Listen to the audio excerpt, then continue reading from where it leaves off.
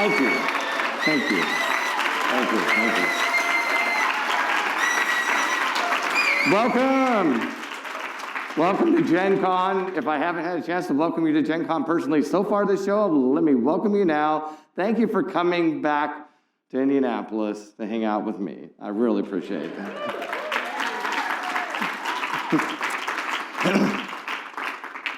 Oh, I'm on stage. I get to do this.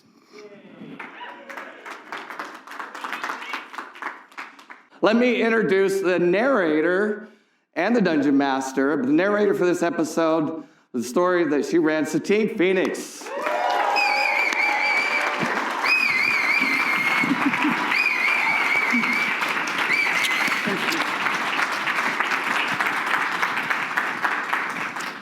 And for the first scene of the show, we have for the first scene, first shot, starts with two characters in it at the beginning. So we're going to bring those two characters up first, and that is Sarah Moore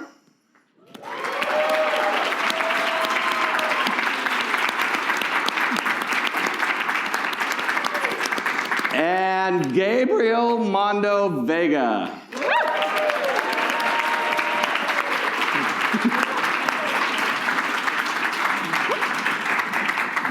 All right, we're taking positions, and we're going to go right into this story. So, welcome. Here we are. Yeah. All right. Good. Okay. So Satine is going to read the narration text. Satine is also going to read the. I'm going to start addressing you in second. Satine, you will also be reading the blocking text, the action text of the script for us, and so you will start and. If you have questions as you go, just ask like we would if we were in a studio. We'll do retakes as necessary. If you're not happy with how you delivered it, maybe you felt something, this goes for the actors too. If you sense something that maybe I missed, if I don't ask for a take but you would like to do another one, feel free to do so. And just say, hey, Peter, can I redo that? Because, I'm really... don't always catch these things. It's so behind the scenes. I love it. So, okay, we will, before we jump right into it, let's do anything that you guys would like to share in terms of introduction, your character you're playing for Sarah and Gabriel, and your handles that, all the things I'm supposed to ask you to invite you to share. So, we'll start with Sarah and go down the line. Hi, I'm Sarah Moore. You can find me almost everywhere on the internet at Pixies and Pins, except for Facebook, which is Actor Sarah Moore, because who can figure out Facebook?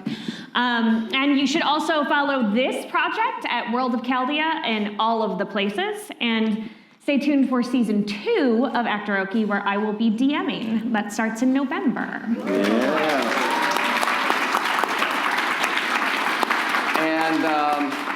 And the character you're playing? And I'm playing Cassia, and she is a troublemaker. This is very true. It's true. I'm Satine Phoenix, at Satine Phoenix everywhere. If you want to know more, go to satinesquest.com. And if you like what you see, go to apotheosisstudios.com. And we have a new Kickstarter coming out. It's about the Red Opera tarot deck, which we have a little sneak peek in here. And that's theredopera.com.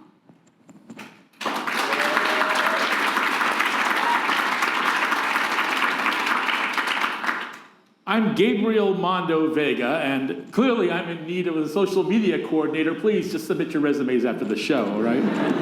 You can find me exclusively on Facebook under Professor Herman Aloysius Mondo, or Ham, all right. I will be playing the part of Retakes, who is a dragon-born artificer. Nailed it. Yeah. Artificer, perfect. Yeah, good. Excellent. All right, without further ado, we're going to jump right into the initial narration, and that's you, Satine, so go for it. Let's do a page at a time. So we'll focus on this first page. Perfect. And then come back and redo any lines that we want to, and then we'll go to the next. And when we flip pages, if you can kind of wait for me and rustle pages when I do, that way we're getting the noise sounds of the pages all at the same time when nobody's talking. That's the best way to do it. All right. And I'll try to follow that same rule. All right, Satine, go for it. Introduction, narrator. In the heart of the Shadelands, beneath an eldritch-colored aurora, the split city of Yonkoth bustles in the night. A city of warlocks led by the accursed king and protected by none other than fate herself. Many, like our reluctant heroes, travel to the Shadelands in search of powerful patrons to study the arcane arts and to find peaceful refuge. Exterior, Yonkoth, night, establishing. Title card, Yonkoth, the Warlock City. A towering city forest of black spires rakes the sky, impossible to tell where yonder ends and Cathrak begins. The air sizzles arcane.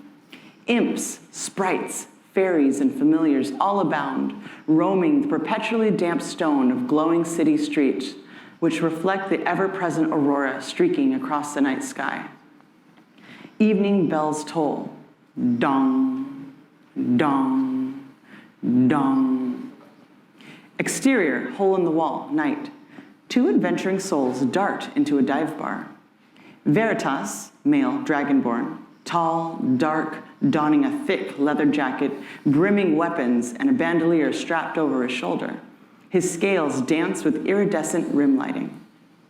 And Keisha, female, half-elf. Oh, I'm gonna do that one over. And Keisha, female, half-elf, 5'2", slim, dark jet black hair, dressed in a purple and black robe, with dexterity of a ninja warrior and elegance of a fashion runway model. Interior, hole in the wall, later. Red and silver accents flicker against black velvet walls as these two sit at a bar. Keisha pounds her drink, shudders, squints. Excellent. Great first take. Fabulous. Yeah. In fact, we totally subscribe to at least parts of the one and done. For a lot of this is totally fine for Actoroke. I mean, we're good with that. Sweet. But we are gonna grab a couple of these. Yeah. About halfway down, the line starts with imps, sprites, and fairies. Okay. There was a little bubble in there somewhere. So if you redo that paragraph, Absolutely. that'd be great. Imps, sprites, fairies, and familiars all abound, roaming the perpetually damp stone of glowing city streets, which reflect the ever-present aurora streaking across the night sky. Excellent.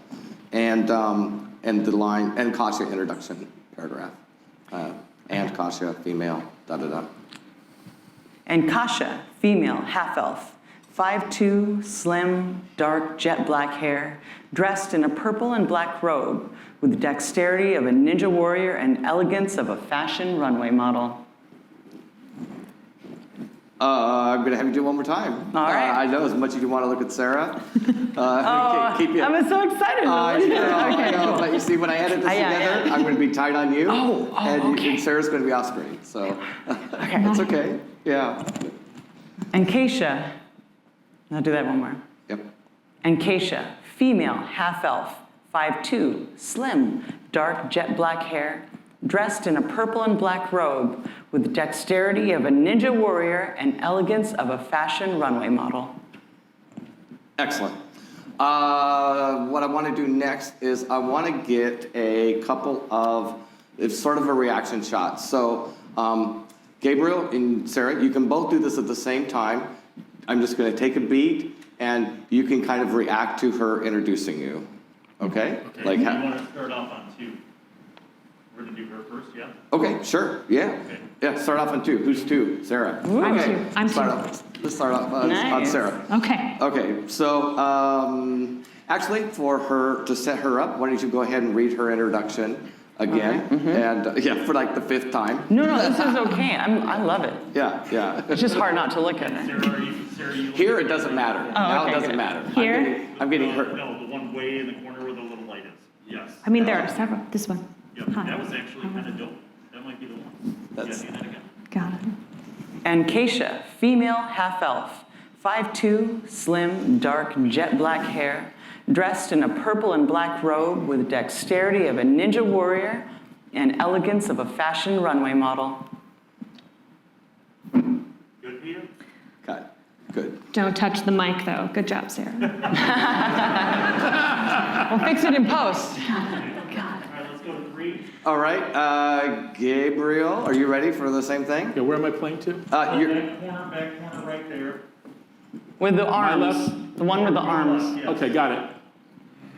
Yep. Sorry. And do you mind putting the page down while you do it? Yeah. Great. Okay. All right. Satine.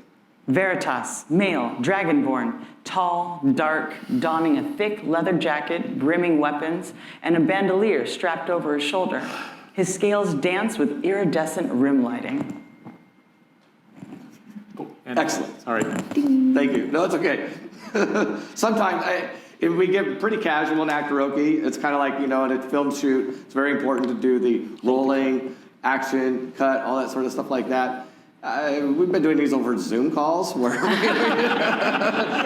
there's no camera crew, there's no nothing. Nobody needs to hear all that stuff. So, but once in a while, yeah, I will do that. Yes, sir. All right.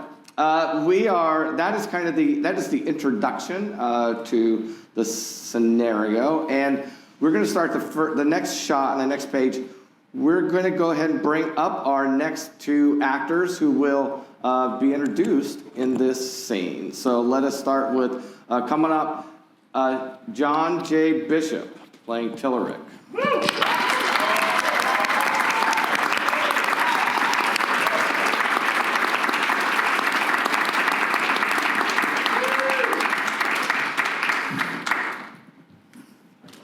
Hi, guys.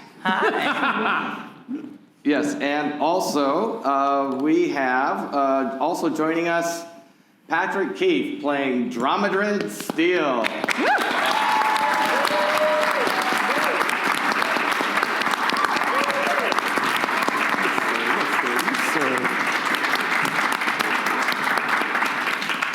Hello, hello. Hello, hello. If you could do like they did, introduce yourself and share social media handles, anything like that. Certainly can. Hello, everybody. I am Patrick Keeffe. I am that gray gentleman everywhere on the internet, primarily on TikTok and Instagram. And you can also find me at the Writer's Room 7th Sea, which is, ironically enough, a pirate podcast where we play the 7th Sea TTRPG by Chaosium Inc., and it is a blast. Sweeping pirate adventures and some inane nonsense along the way. Excellent, excellent. Bravo. John, go ahead. I am John J. Bishop from the great state of Arkansas, Woo Pig. You can find me on Instagram as John J. Bishop. Imagine that. I'm not very creative. I'm also on Facebook, John J. Bishop. And I've been part of the Chaldea cast. I am Horseshoe Jack. You haven't met me yet, but he's coming soon. And also got to take part in Peter's first season of Actoroke, along with Pansy over there, Team Small. Team Small. Uh-huh. And that's about that. Excellent. So, John, the sword hilt is kind of blocking your face a little bit. So, there you go. Yeah, we want to see the lovely John Bishop face. Lovely. That's more than great. that. That's Okay. Before I forget, I want to do, you guys saw what I just did for reaction shots. I want to do that right off the bat before I forget. So, Single shots on 2 and 3 yeah, of the new people. the new people. Single That- shots on 2 and 3. Aye.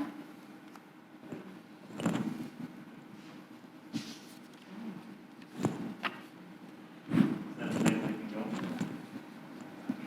go. For this, I have a question. Yeah. For this, should I read the very brief description of bartender? Yeah, And that is on page 2, and then where is Domodridge? That's, Oh, I found him. yes, it's going to be Page 4. Page 4. Okay. Yeah. All right, Peter, we're ready. All right. Oh, there we go. We got Patrick. All right. Okay, so you are basically going to react to her, to Satine's introduction. My line is the middle That camera in the line's back. corner, yeah. Perfect. Front shot. There you go. To your right. That's great. Fabulous. Nobody sees this stuff. You know, you watch all these movies, and nobody sees this part. This Exactly. is great. Nice little BTS. Is this interesting? Do you guys, is this fun? Yeah.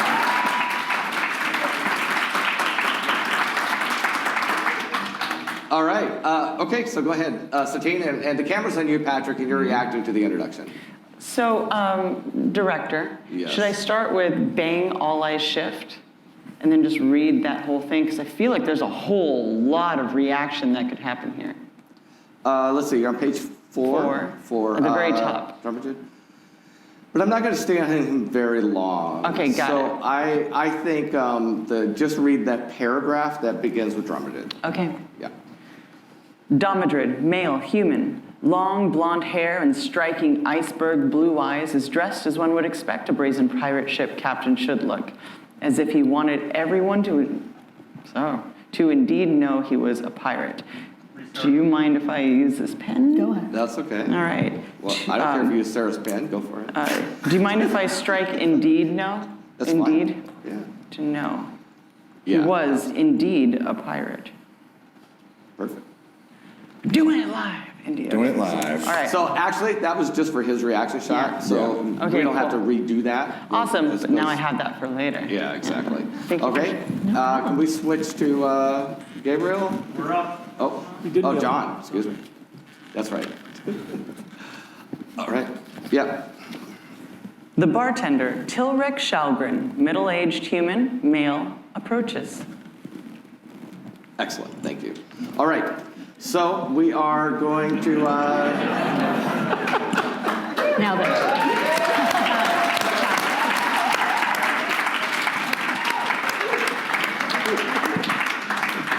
Thank you. Thank you. Thank you. Thank you. Okay. So let's start the table read. Page 2, and for you guys following along, there's these characters will eventually join the scene as you go, but I think you'll see what's happening. All right. It starts with your line, Sarah. Good? Yes? And just to remind everybody, the momentum going into this is that she just pounded a drink. If you're following along at the end of the last page, she just pounded a drink. Okay, go ahead, Sarah. Whoa. It's 2 bartenders. I like that. Twice as many drinks for me. You know what they say about pigs who drink too much? No. What? Veritas reaches over and takes Keisha's mug. They get slaughtered, pig. Refill. And if you got something that makes me see 4 bartenders, I'll take it. Hey! Ooh, I got excited and jumped You did, her. that's okay. Sorry. Keisha yanks the mug back, indicates for the bartender. Hey! Drinkmeister! Refill! Just for me. The bartender, Tilrek Shalgren, middle-aged human, male, approaches. This place can be a little hard on newcomers. Though, if you need somewhere to stay for the night, we do have a back room. Oh, wow. A back room. That sounds great. Do we have to pay extra for the cockroaches, or are they included? Look, it's better than sleeping out there on the streets, Missy, okay? That I can assure you. Where are your manners? Okay, it's good start. Hey, we're easing into it. We're here, we're landed, we're doing lines. This is fantastic. Okay, so let's just do this whole page again.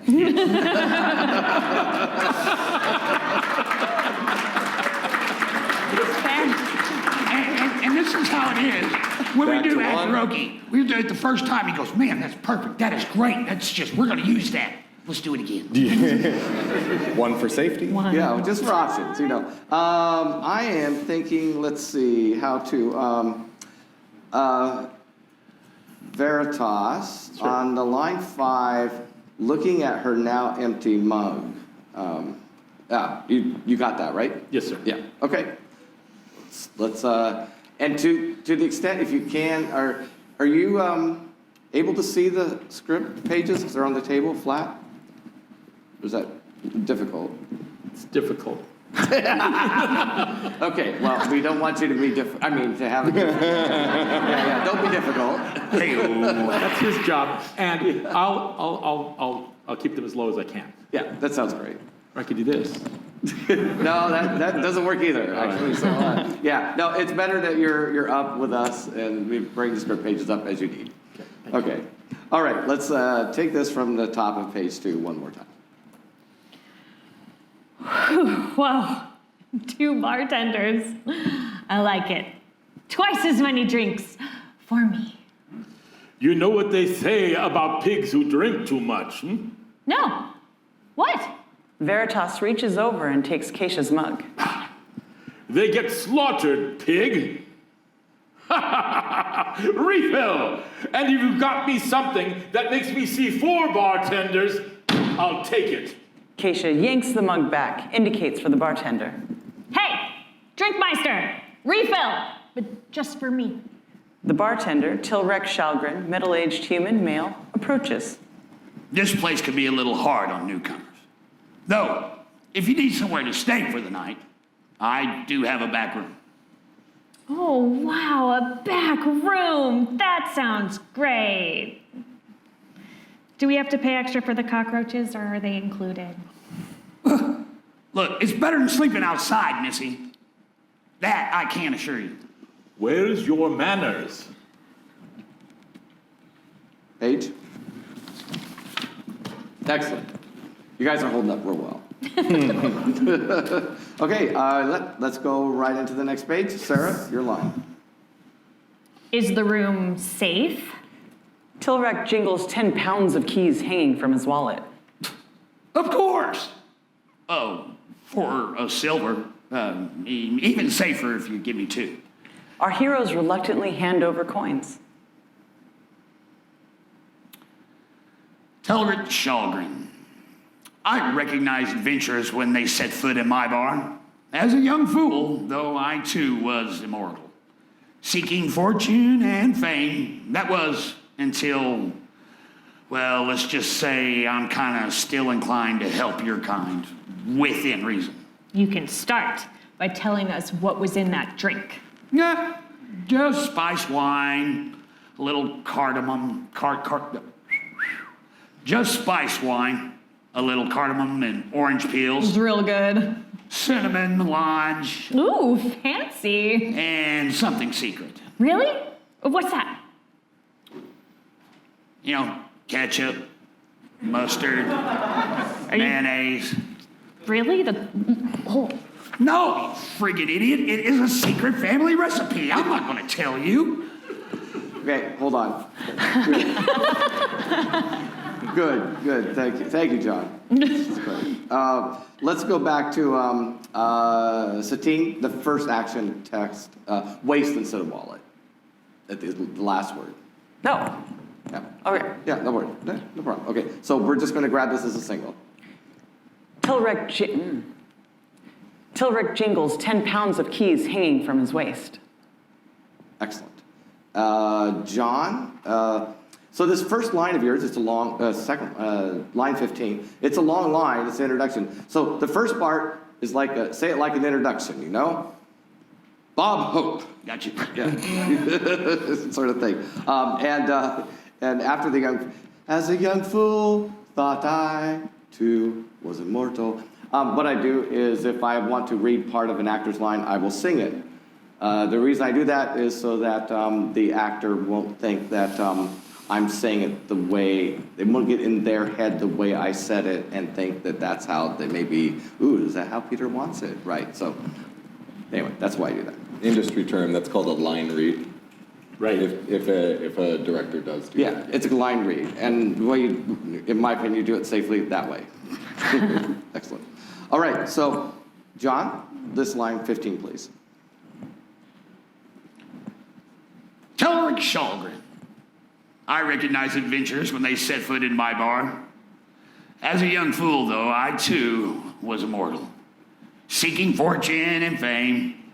That was until, well, let's just say I'm still inclined to help your kind within reason. Can I do that again? Yeah, so let's reword it. I think it'll help you a little bit if we reword it. Thank you. So, as a young fool, I too thought I was immortal. I like that a lot better. Okay, let's try that. Tilrek Shalgren. Now, I recognize adventurers when they step foot in my bar. As a young fool, I too thought I was immortal, seeking fortune and fame wherever I could. That was until, well, let's just say I am still inclined to help people of your kind, within reason. Excellent. Thank you, John. That's great. All right, we are going to go to the next page. Flip but hold, because I think what we want to do is actually just capture the last the first line on page 4 really will benefit from reading into it, leading up to it. So let's start with Tillerick on line 21, and something secret. And then we'll go from there to include the top line on page 4, which you actually did, but I talked over you, so that's one reason we have to redo this. So go ahead, John. And something secret. Really? What's that? You know, ketchup, mayonnaise. Oh, really? No, you idiot, it's a secret. It's a family recipe, like I tell you. Bang! All eyes shift. A dashing golden-haired pirate stumbles into the tavern. Domidrid, male, human, long blonde hair and striking iceberg blue eyes, is dressed as one would expect a brazen pirate ship captain should look, as if he wanted everyone to know he was indeed a pirate. He staggers, then doubles over in excruciating pain, pulls off his tricorn hat and wipes his sweaty brow.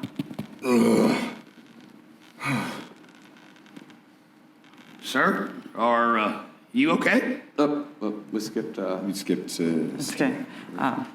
My bad. The pirate props himself against the wall and winces. He shakes his head, attention engrossed on an object in hand. Sir, are you okay? The buccaneer holds up a golden compass, clocks the room, and points it directly at Keisha and Veritas. I'm looking for adventurers. I need your help. I was given this. Taking back. This was given to me by the Mother of Mirrors, originally owned by Fate, the governess of Yunkath. Domidrid takes a much-needed load off, drops into a seat next to Keisha. The bartender hands him a mug of ale. My compass companion says you two are adventurers, yes? Keisha points at the compass. It can tell all that? Let me see. See as in look, yes. What about C as in hold? Yes? No. Cut. Perfect. Okay. So Patrick, you're coming in. You're running in.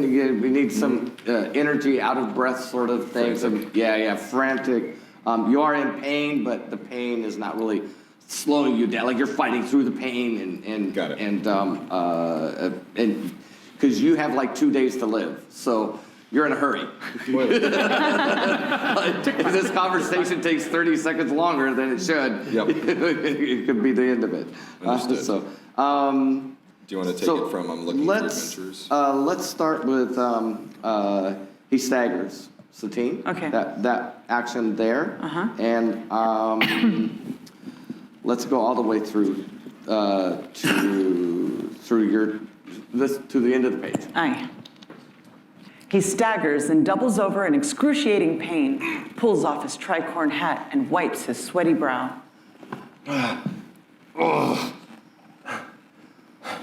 The pirate props himself against the wall and winces. He shakes his head, attention engrossed on an object in hand. Sir, are you okay? The buccaneer holds up a golden compass, clocks the room, and points it directly at Keisha and Veritas. I'm looking for adventurers. I need your help. This was given to me by the Mother of Mirrors, originally owned by Fate, governess of Yunkath. Domidrid takes a much-needed load off, drops into a seat next to Keisha. The bartender hands him a mug of ale. My compass companion says that you two are adventurers, yes? Keisha points at the compass. It can tell all that? Let me see it. See as in look, yes. What about C as in hold? No. Yes. Excellent. Great. Okay. Great. Yeah, much better energy. I'm going to have you do line 28-29 combo one more time. Roger that. Yep. So just that as a single, whenever you're ready. I'm looking for adventurers. I need your help. This was given to me by the Mother of Mirrors, originally owned by Fate, the governess of Yunkath. Excellent. Thank you. All right. Good. Okay. So we got the first 2 lines on the next page. Thank you. Good. I think you got it. They really like us. Excellent. All right. Okay, so let's go to the action text. Satine, we'll start with the action text near the top of page 5. 5, okay. Keisha and Veritas groan, but both lean in for a gander just the same. Domadrid then yanks the compass away. That's enough. I have a proposition. Is this lich? I need to kill him. Look no further, we will do it. Shut up. Don't mind her. Too much cinnamon melange. Melange. Yeah, melange. Didn't you see Dune? The spice melange. He who controls the spice controls the universe.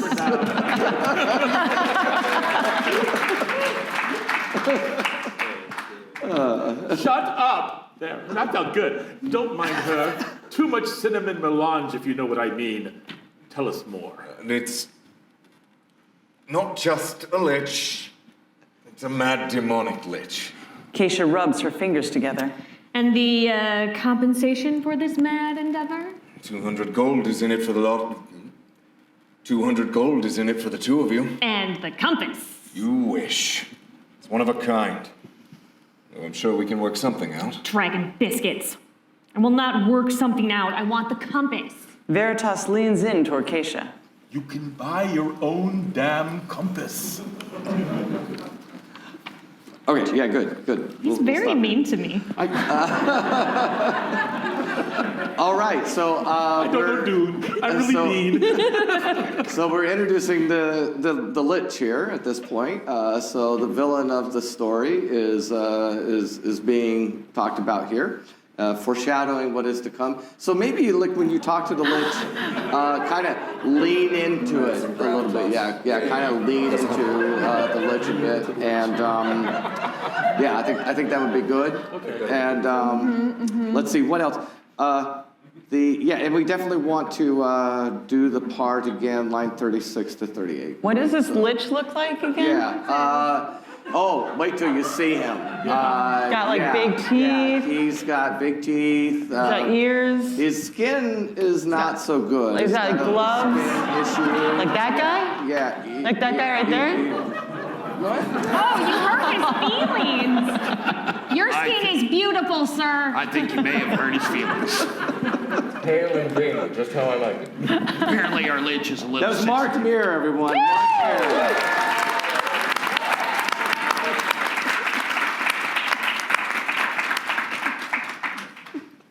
Okay. Page 5, we're doing great. Yeah, we're doing great. We're 1/7 of the way through, and almost halfway through the time. Okay, let's keep it going. Yes, Steve, I agree. We're moving a little slow. Okay. No, we're doing great. We're going great. We're holding up real well, me included. Okay, let's go back. Actually, we just need to redo lines 36 to 38. So Kasha and to Veritas. Sarah? Okay. Look no further, we will do it. Shut up. Don't mind her. Too much cinnamon melange, if you know what I mean. Tell us more. Excellent. Great. All right. So we are going to next page 6. Dramaturg, your line 47. Second line down from the top of the page. Should I do my line first? Yeah, go ahead. Set him up. Okay. Yeah. Well, we hadn't done that one yet, so. So 44, 45, and like lead into the scene? Oh, yeah, thank you. This is, it's a little too behind the scenes right there. Yes, let's start with line 44. That's a great idea. 44. 45. 45? Did I say 45? It's somewhere in between. It's the 44 to Let's 10. split the difference. Satine, start with Yeah. your action text near the bottom of page 5. Veritas leans in toward Keisha. You can buy your own damn compass. No, I want the fancy magic one. Tell you what, if I hold your hand and hold the compass in my other hand, that's like holding it, right? Does that work for you? Keisha stares dumbfounded for a beat. I mean, yeah, it works if you're a total idiot. Even if I do see two of you, I'm not that stupid. Time is of the essence. This mad demonic lich. His name is Albatro. He cursed me. What did he call you? It can't be that bad. I mean, sticks and stones, right? No, he didn't curse at me. He put a curse on me. Oh, my mistake. Madrid is overcome for a moment by a shadow of pain. Recently, a valued member of my crew was kidnapped. We, of course, were driven to save him. And we did.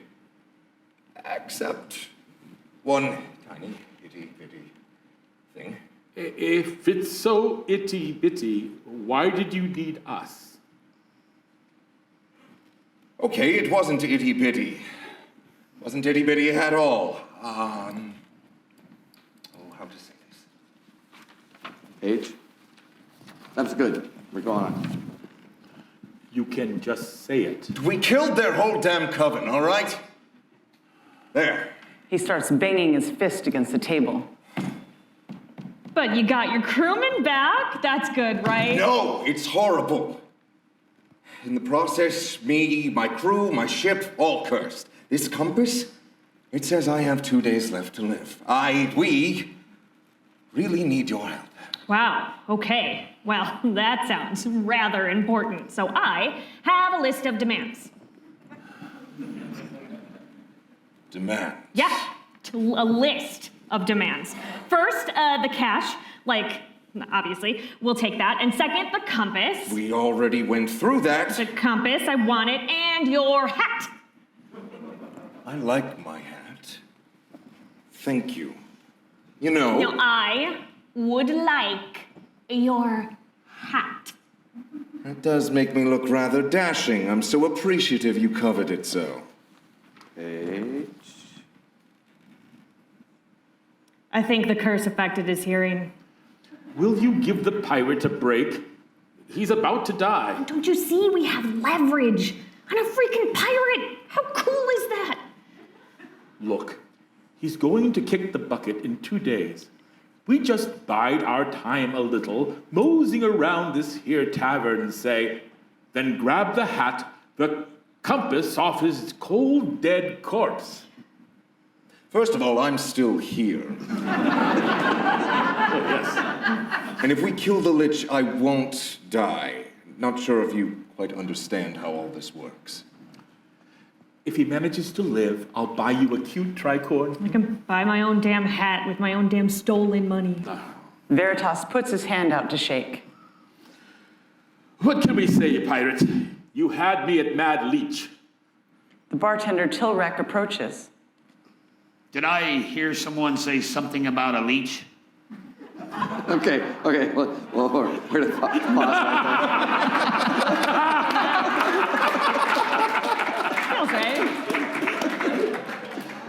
okay. Let's actually, there's a couple, I think, acceptable pronunciations, but let's all choose the same one, okay? Lich. Let's go with Lich. Lich. Yeah, we'll go with Lich. I know Lich. All right, there we go. All right. Yeah. But while we're paused, let's back up. Lich. Mad Lich. Yeah. Gabriel, I'd like to give you another option with line 73. So, Yes, sir. Yeah. Oh, I was ready, and that would be? I'll give you another swing at the bat. To just kind of, just like perform it. Yeah. You got it. You're doing good. But, yeah. Look, he's gonna kick the bucket in 2 days.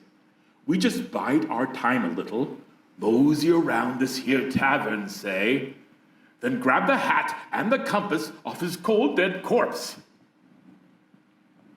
Excellent. Thank you.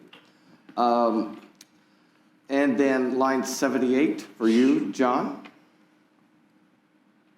Did I hear somebody say something about a mad lich? Yes. Mad, demonic, vampire Lich, to be precise. Are you familiar with him? Paige. No. Unfortunately, I am.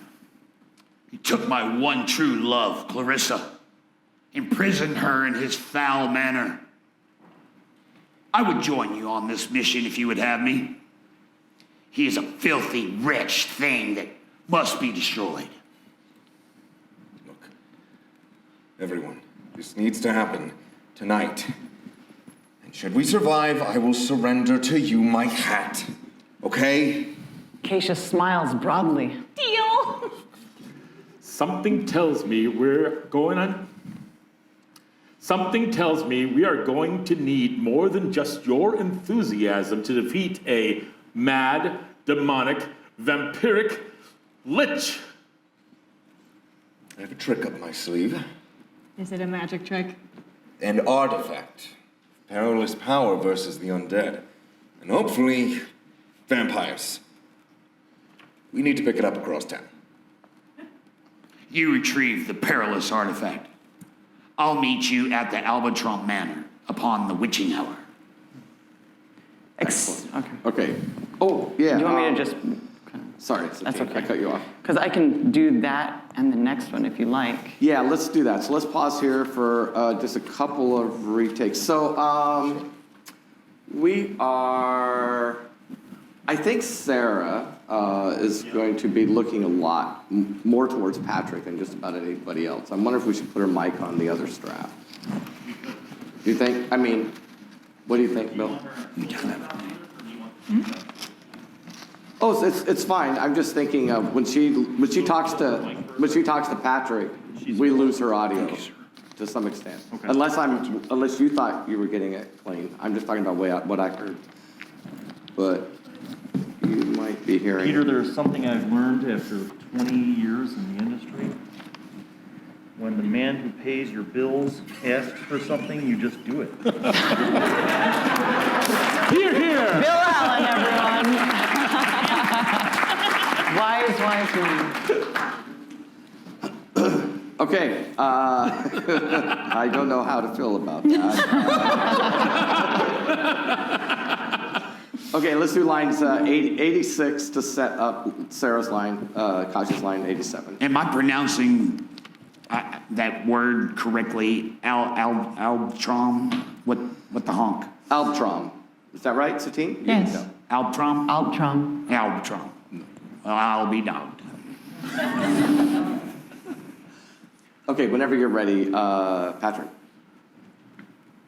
What line are we taking? You're going to do 86 to set up Sarah's line 87. Thank you. I have a trick up my sleeve. Is it a magic trick? An artifact. Perilous power versus the undead. And hopefully vampires. We need to pick it up across town. Well, you retrieve the perilous artifact. I'll meet you at the Albtron Manor upon the witching hour. Exterior, the Black Span Bridge, night. Domidrid leads Keisha and Veritas over the Black Span Bridge, one of 3 primary bridges linking the 2 sides of the city. The tent-clogged causeway buzzes. The tent-clogged causeway buzzes with townsfolk shopping for exotic wares and culinary delights. Domidrid darts between a salt vendor and an incense vendor and over the bridge railing. Keisha and Veritas follow on ropes, over and down. Inner ledge of the underbridge. Black, shadow, and dreary dread seems to be the flavor of the evening. Dark, brooding buildings with haunted windows and satin black doors hide secrets contained within.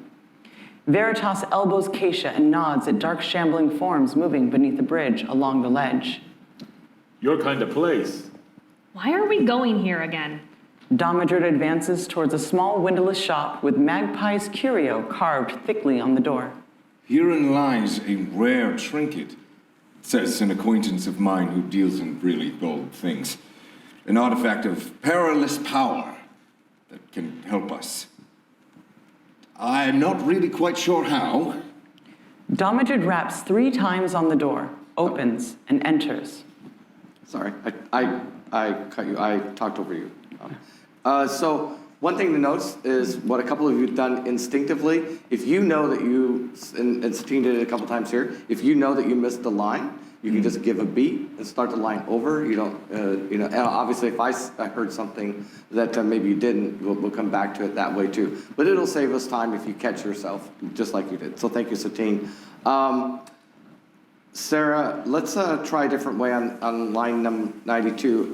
It's not that you're going back there again. It's more like, tell me again why we're doing this. Yeah. Got it. Right?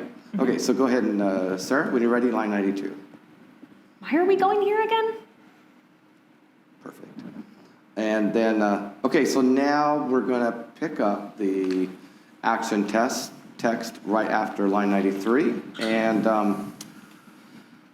but that is going to take us right into the next scene. So let us bring up another actor for our Actoroke session. Denise Robinson.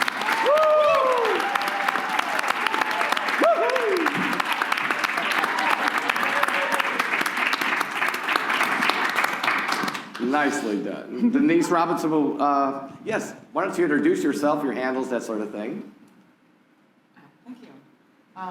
Denise Robinson, also known as Sufi Goth on various social medias. That's it. Simple. And you are playing the role of Magpie. Yes, I am playing the role of Magpie, who shall be quite extensively described shortly. Yes. Okay, let's do that first. Satine, if you don't mind. Right. It's near the bottom of page 10 is the description of Magpie. Okay, so this will be your reaction shot. So Denise, we have the camera on, we have the camera on Denise. And so you're reacting to this introduction. I love this character. She's so sassy. Magpie, female half-orc. The proprietor of Magpie Curio sits I can't even say my own words. Sits gliding smoothly in an old wicker rocking chair at the rear of the shop. Let's do it one more time. Yeah. Magpie, female half-orc. The proprietor of Magpie's Curio sits gliding smoothly on an old wicker rocking chair at the rear of the shop. Excellent. Thank you. Thank you. Thank you. All right. So back to camera on Satine, and we will do this bit of action text starting just after line 93. I know it's weird. We got one line that's technically part of the prior scene, but Okay. just do that line, give me a beat, and then go into the rest. Okay. Domadrid raps 3 times on the door, opens, and enters. Interior, Magpie's Curio, main shop, continuous. A bird bell on the door, chirps, advertising new visitors. Magpie's Curio caters, it was 2 C's. Whew. Magpie's Curio caters to the, my goodness. I think the apostrophe after Curio you can delete. It might make it easier. I'm gonna have to, Yeah, just to go Magpie's Curio. Curio, pause. Caters to. Magpie's Curio caters to the bizarre and the weird, floor to ceiling packed with eccentric artifacts from various realms, collections of offbeat trinkets and alien statues. Magpie, female half-orc. The proprietor of Magpie's Curio sits gliding smoothly on an old wicker rocking chair at the rear of the shop. Most of her severe wrinkled features. Most of her severe wrinkled features are hidden behind an ornate rose-encrusted shawl, the covering held tightly on by a druidic crown of horns. Hello and welcome to Magpies. What can I interest you? Okay, often table reads, we wouldn't bother with the action text, but we are here today. So give Satine a chance to do the Can I action make text. a comment about the character? Yes. So, the way we had it, I don't know if this is helpful, is she's more like curious, like, oh, it's interesting. There are people here, and they have things that I couldn't do. You know, like kind of like a little unhinged. Is that useful for you, Denise? Yeah. I'm sure it'll be fine, yes. Yeah, It's great, it's all good. yeah. It's fine. Fine. All right, good. Okay, let's start with line 94, Denise. Hello and welcome to Magpies. Her voice wheezes like a multi-centurion, lifelong smoker. What can I interest you in? Or, what can I interest you in? We or on a quest to slay the Mad Lich Mord? I heard you have an artifact for just such a task. Blurring motion, Magpie is up and in Domodrid's grill in an instant, sniffing. Who are you? And why would I give you one of my precious artifacts? Domodrid smiles, blue eyes twinkling, his bardic charm turned to 11. I am Domodred Steele, ship captain from Thalassocracy from the Western Isles. Mord Albtrum is hated the world over, and I'm sure the same here is true in Yon Cath. If I'm successful in my quest, his death will be a good thing for your city. A momentary wince of cursed pain courses through Domodrid. He leans on a ghost table for support, but its insubstantial properties can't support him. He falls, hat flies, releasing a flood of golden locks. He rolls fluidly, grabs his hat, pops back up, and repositions it. A ship captain, eh? You got the hat, but not the legs, it seems. Seems I left my land legs on the ship. Domodrid starts to laugh at his own ineptitude. Magpie ain't laughing. Papers to prove you are a ship captain? I have much gold. Perhaps that will suffice. Much gold? Domodrid whips out a tiny black satin bag. My wee bag of holding. Never leave home without it. From that small bag, he yanks forth a huge sack of coins. Oh, a dragon horde. Domodrid rattles the bag of booty, underscoring its sizable girth. Oh, you'll be wanting a much different kind of shop on the premises. Walk this way.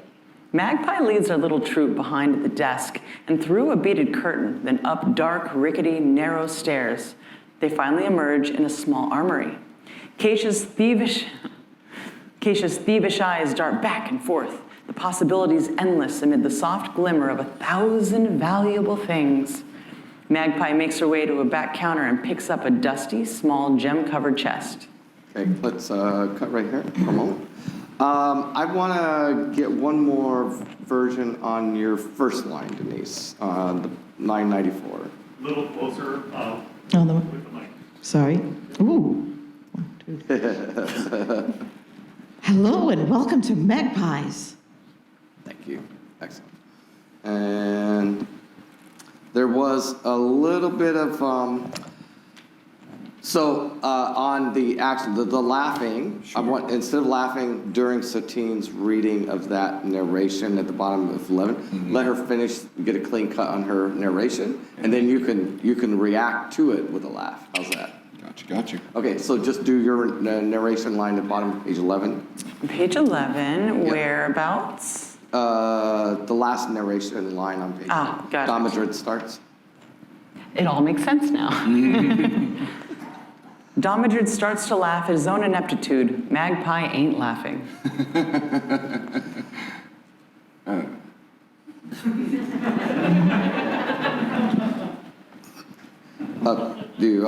Did you listen? It's me. Did you want us to keep going? Oh, now I'm confused. Yeah. happens after the I got it. No. That's fine. That worked. We had a nice quiet thing. I cut right to Denise after that. So it's perfect. Excellent. Okay. Let's go to where we stopped, which was line 108 is next. This is what you're looking for. I call it a soul steak. My friends and I forged it when we were young. That must have been a long time ago. Keisha laughs to herself. Veritas belts her in the gut.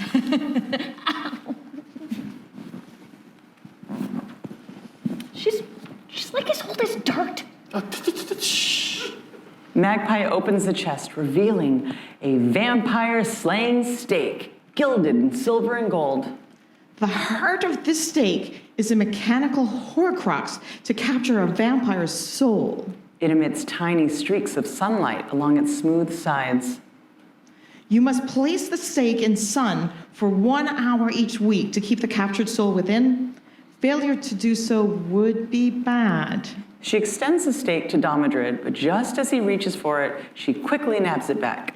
And that'll be 12,000 gold and a favor, A minor favor. She unravels a prehensile scroll that shifts as if alive. Sign, pirate captain. Oh, one thing. You wouldn't happen to know anyone in the legal profession, would you?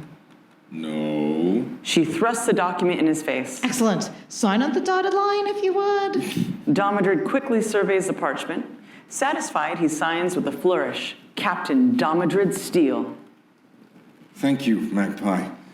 It will be a pleasure and an honor to pay in full. Page. He dumps the bag, unleashing a torrent of gold coins onto the counter. You never saw a centurion move so fast as Magpie, who overturns a trash bin to collect the stream of gold as it tumbles forth. Magpie quietly mumbles, counting. 30, 40, 50. That's enough. Well, maybe a little more. Oh, okay, that should about do it. Payment collected, Magpie hands over the pirate the stake. All right, you can go now. Bye. Hold on. Do you have any knowledge of this Mord? Advice to give us advantage over him. You got the stake. Do I have to do the job myself? How does it work? This particular one. Fine. Shank him with the stake in the chest, hard as best. You're going to want to hold it stationary for about 18 seconds. 18 seconds? That's a long time. And exact. What if we only hold it for 17 seconds? 18 seconds. No less.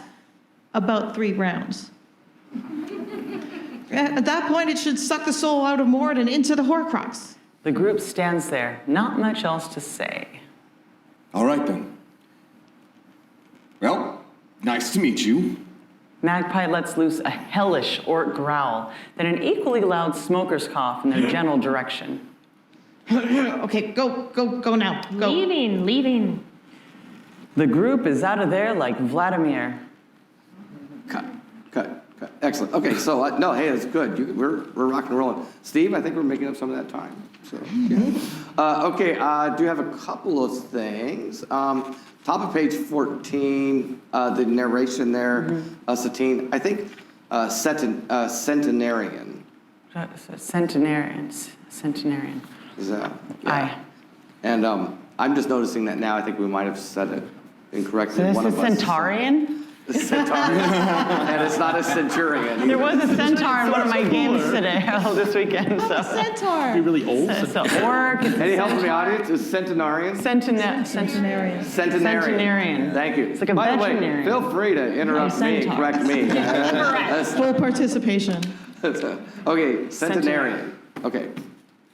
You never saw a centenarian move so fast as Magpie, who overturns a trash bin to collect the stream of gold as it tumbles forth. Can do that whole bit. Okay. So, yeah, start at the beginning of that paragraph, right. just so I don't have to cut in the middle of it. Sure. He dumps the bag, unleashing a torrent of gold coins onto the counter. You never saw a centenarian move so fast as Magpie, who overturns a trash bin to collect the stream of gold as it tumbles forth. Magpie quietly mumbles, counting. Excellent. Thank you. Sarah, okay, similar to my last comment for you, line 122.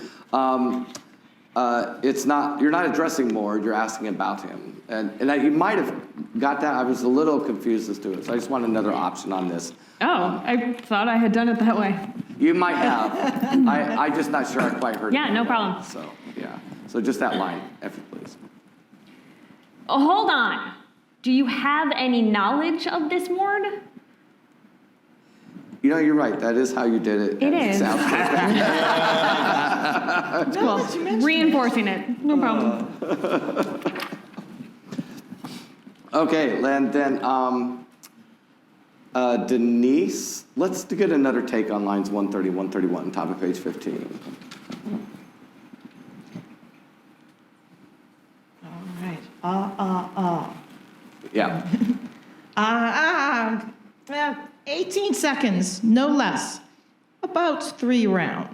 Let's start over your the sound change. Oh, sorry. In the middle of that. Oh, here we go again. And I think it might benefit if Sarah set you up for that. So Sarah, if you could do line 129, set her up for that line. And exact. What if we hold it for only 17? 18 seconds, no less. About 3 rounds. At that point, it will suck the soul out of Mord and into the Horcrux. Excellent. Thank you. Gross. And so, It some of you sucks. who might be filmmakers might be wondering about the process a little bit here. Like we have all the narration text in a typical movie. What would happen is that the narration, that the text that Satine is reading, is action text actually for the film crew in terms of what they have to be thinking about in terms of what's happening in the environment and what and what movement there might be between the actors, what's happening with props, all this stuff. But because of this format, we don't get to do all that stuff. We don't have sets, we don't have props. But when I edit it together, that's why I have Satine read it, because that effectively explains to the audience who's watching it what's happening. It's also why, and it's how we can kind of get away with you not doing a lot of these things, So that's it. When it's edited together, it all works out just fine. All right, let's go on to. Well, do you want to try a growl type thing, Denise, or you just want to kind of let that be?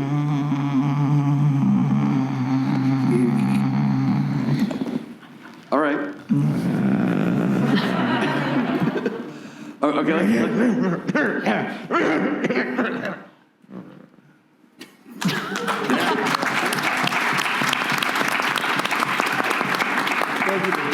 Okay, that is a wrap for Denise Robinson.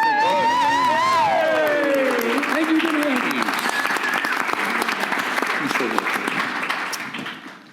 And I'm feeling good about time. So. Lunch now? No, it is not. I'm thinking for my needs, we're doing good. Are you okay? Are you okay, Gabriel? Oh, yeah. No, I'm thinking your green He's room being was set sassy. up fine. Oh, yes, everything's wonderful. Yeah. Yes. Magpie left, who was sassy, and now he is taking over for the sassiness. The sass. We had to up our sass quotient on stage. Right. Got it. Okay, so we are going to go on to the next scene. Starts in the middle, page 15, with line 135. And then Satine, it's yours, narrator into action text. Exterior, Albatro Manor, night. It's the witching hour. Our would-be band of vampire slayers approach Albatro Manor. The Victorian villa sits tall and narrow, recently updated to a small cathedral. Its rooftop lies covered in pickets of wrought iron spears. A 15-foot intricate iron fence surrounds the building. Rose gardens. Tilrex steps out of the shadows, wielding a massive sword, the moon aurora glistening off the meaty weapon. It's been a while since I've had the honor of wielding sunset in battle. Domodrid pulls up sharply, wincing from the painful curse he still endures. We want to take that back because I totally did the exact thing that you told me not to do. So, That's okay. I think we just start, John, with your line.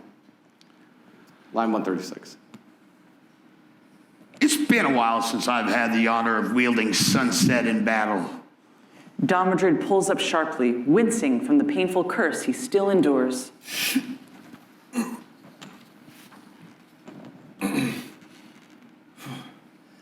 you're doing a great and noble deed.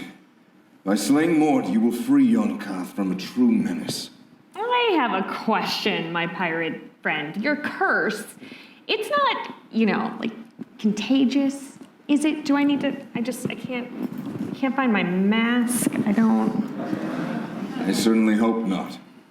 The pain and suffering is pretty horrible. Okay. Damn, I must have left it back at the tavern. Mask probably wouldn't do anything anyway, right? No. Masks save lives. It's a fact.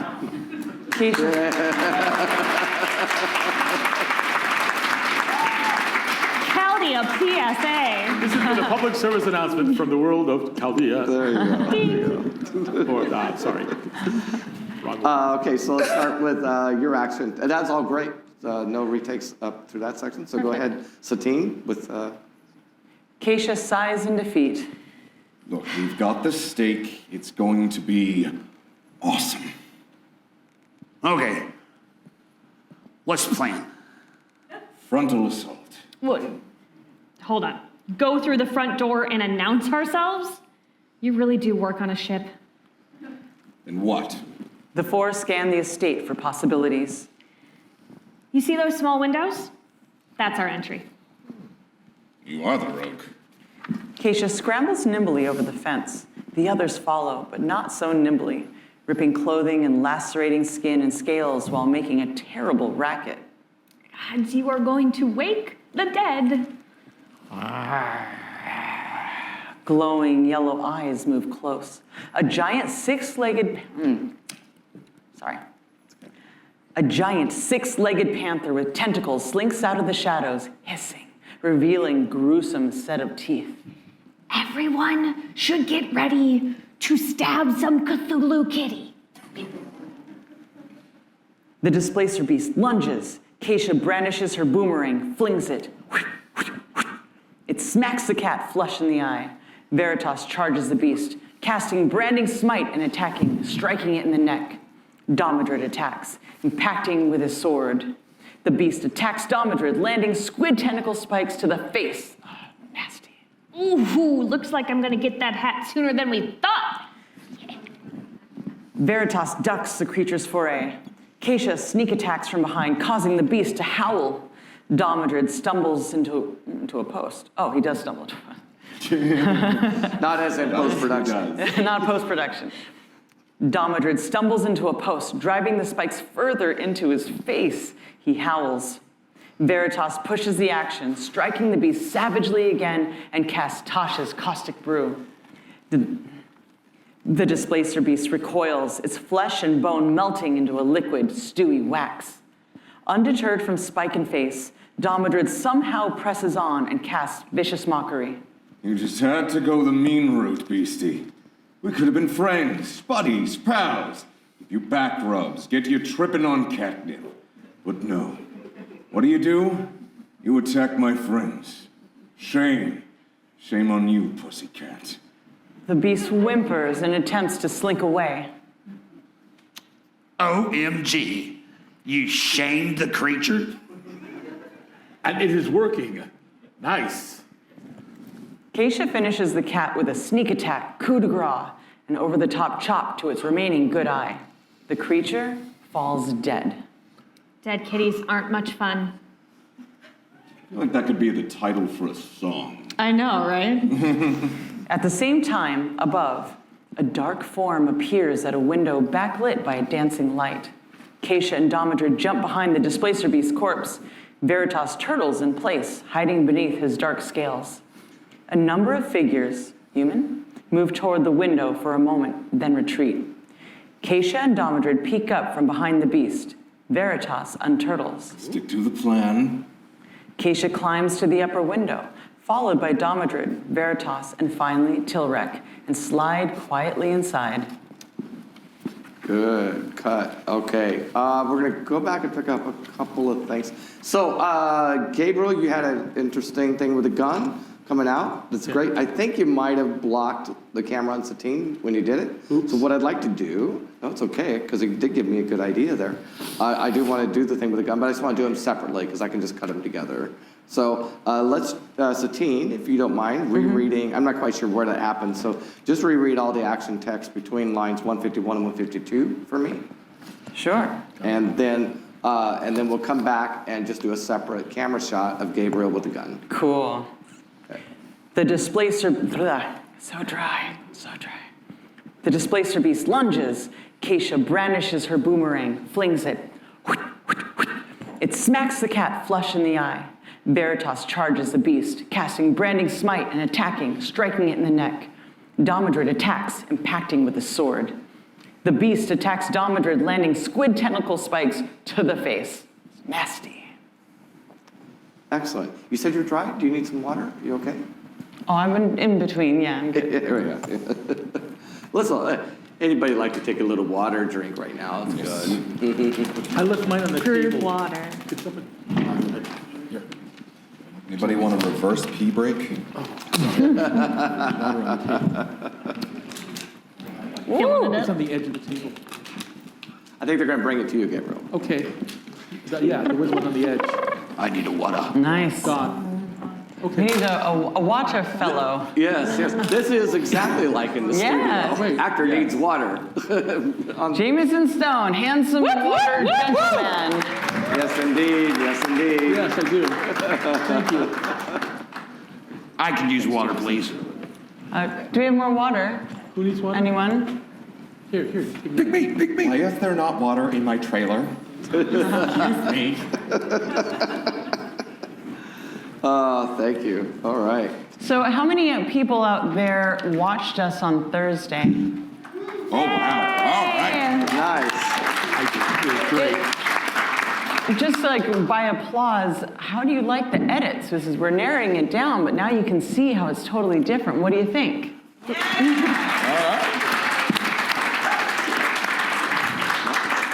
Excellent. Excellent. All right. Okay, so if we can get a camera on Gabriel, that's 2? Is it 2?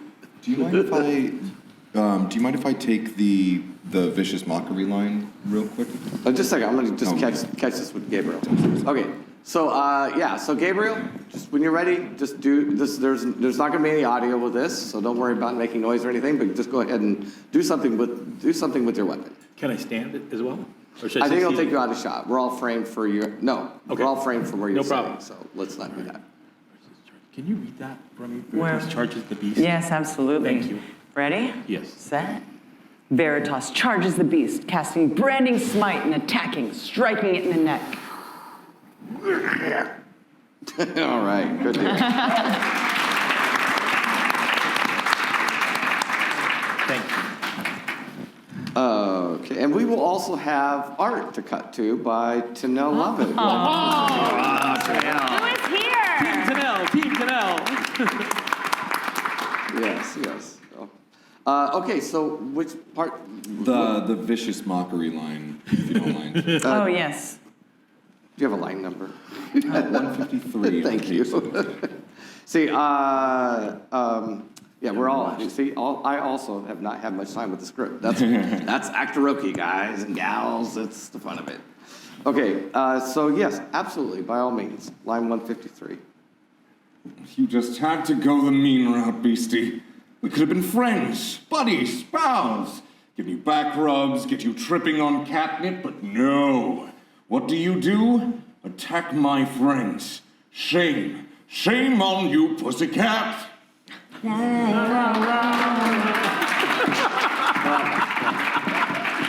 Tom Jones lives.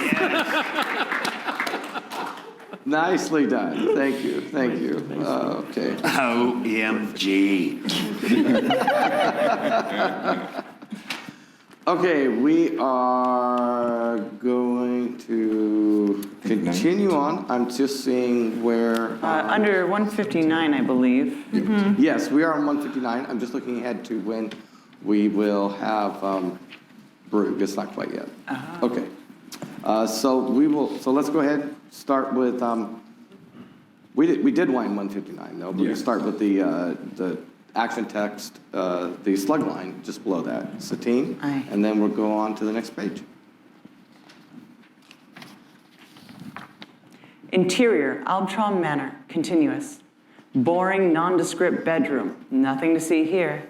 They move to the door and exit to the hallway, continuous. They see stairs leading up to the left and down to the right. I vote down. Why?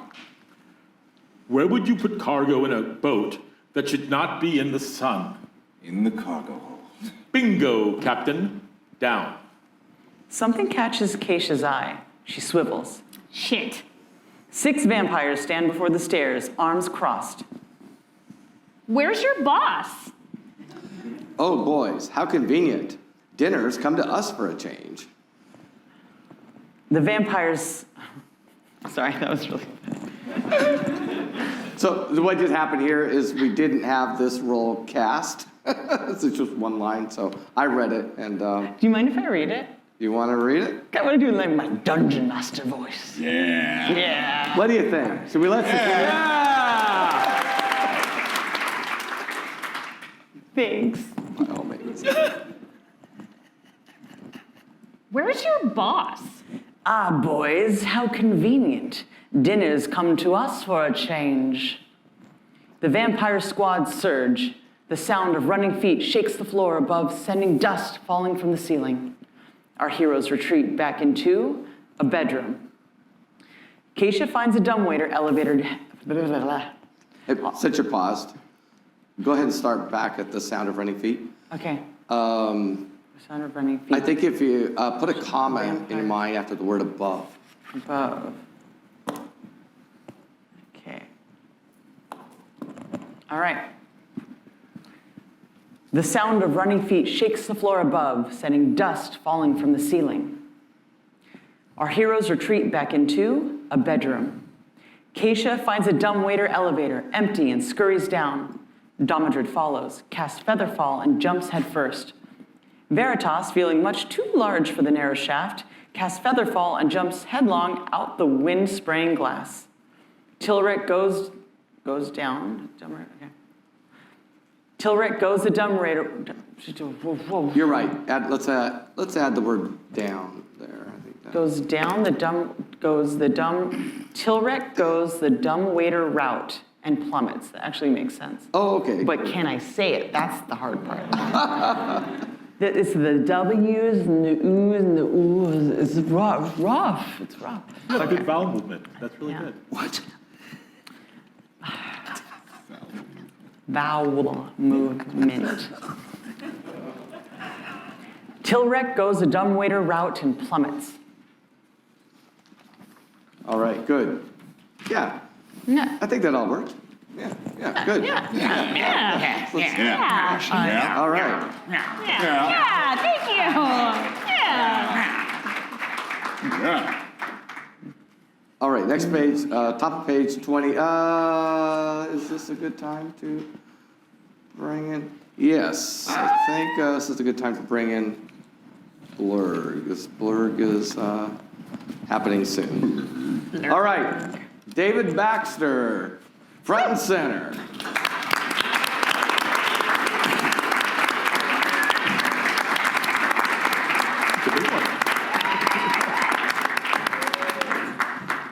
Thank you. David Baxter, introduce yourself for our amazing audience. Hi, everybody. I'm David Baxter. What should I say? I guess you can find me on LTL Cosplay, which stands for Larger Than Life Cosplay, on Instagram and Facebook. I'm an executive at Legion M, the fan-owned entertainment company, and I feel very honored to be amongst such amazing people. And I get to play half orc, so patron, so I'm very happy. Very good. Thank you very much.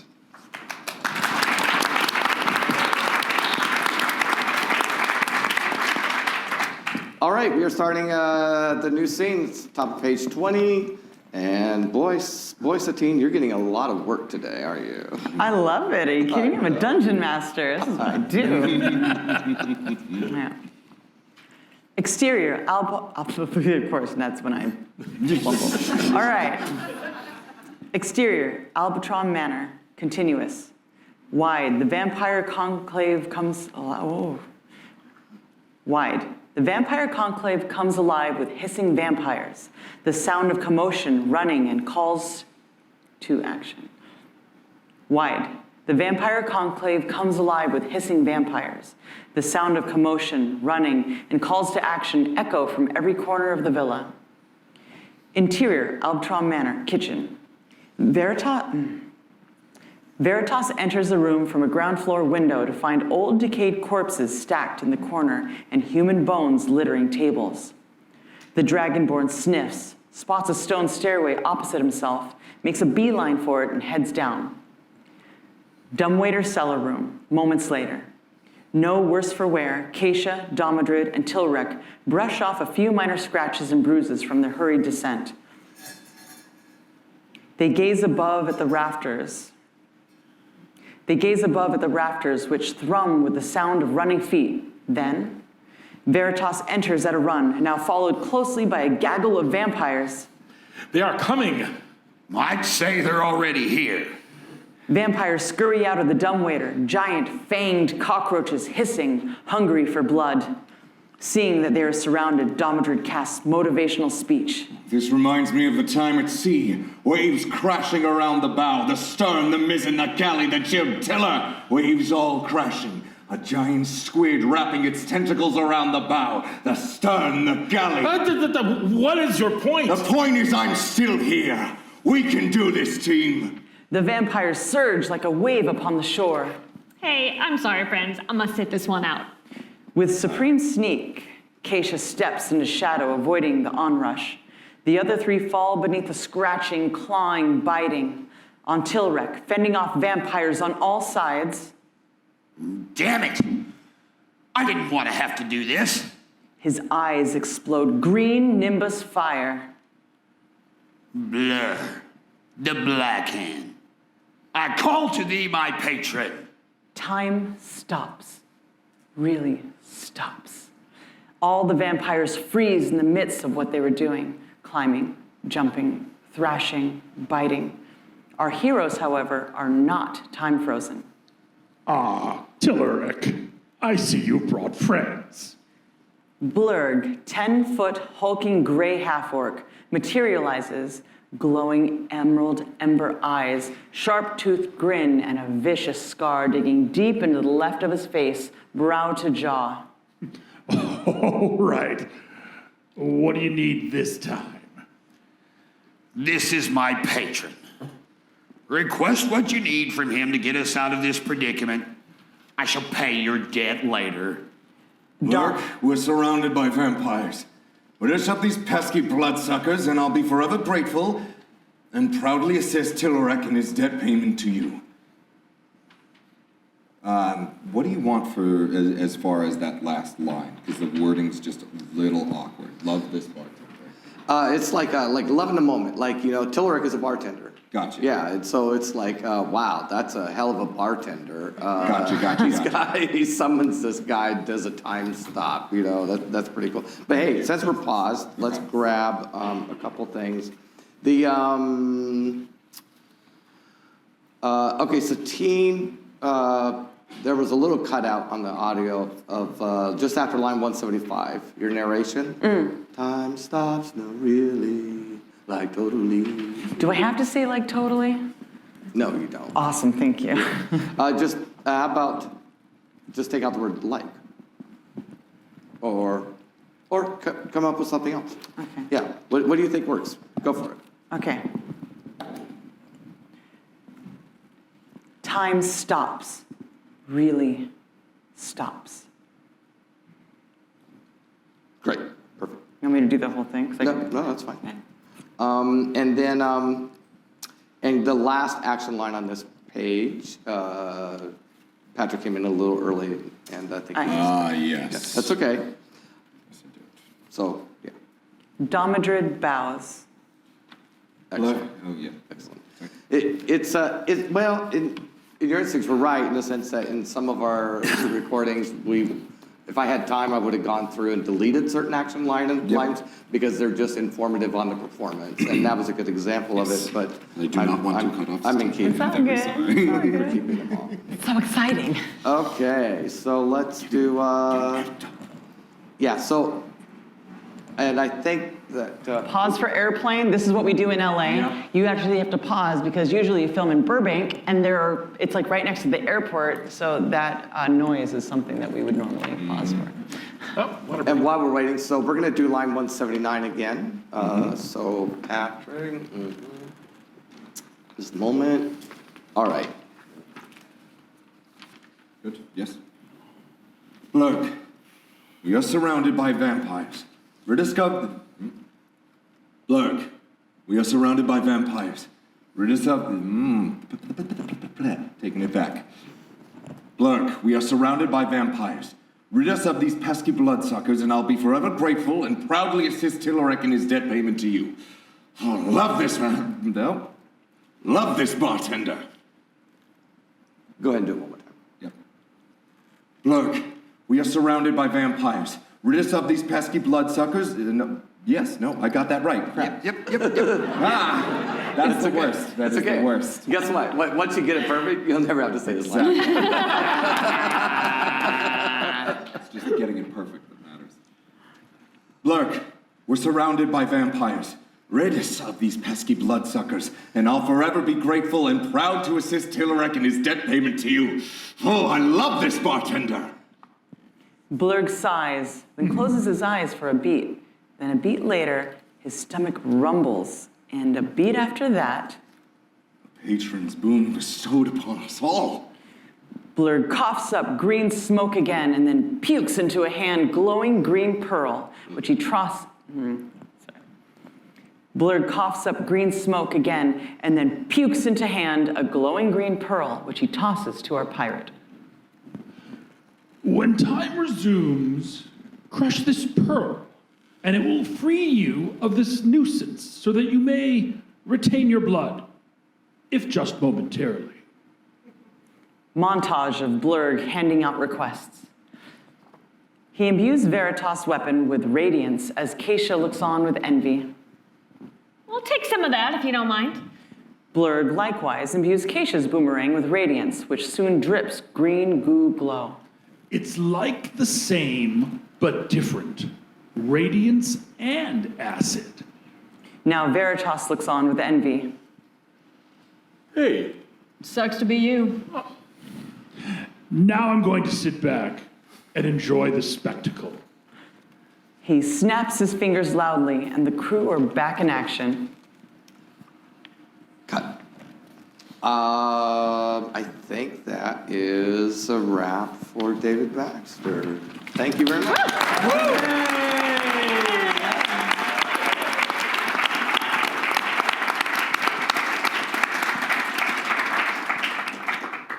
I'm having a lot of fun. How about you? Yeah. We go till 8, is that it? Yeah, Okay, good. Forever. we do this. This is our jam lately. It's a lot of fun. All right, let's start on the, that was page 22.